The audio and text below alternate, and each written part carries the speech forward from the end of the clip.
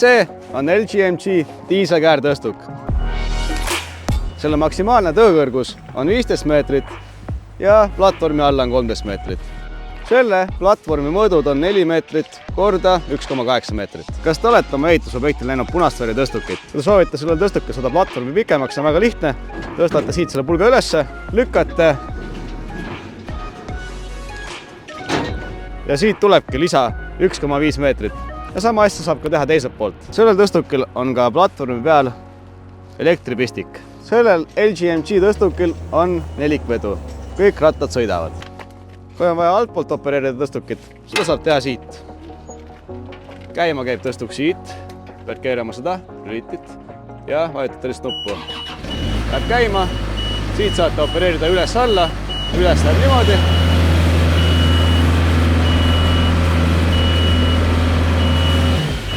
Ja alla tuleb kollasest nupust.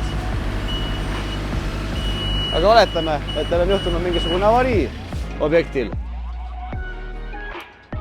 Siis saab põhimõtteliselt sellest nupust O korral lasta ka tõstukit alla.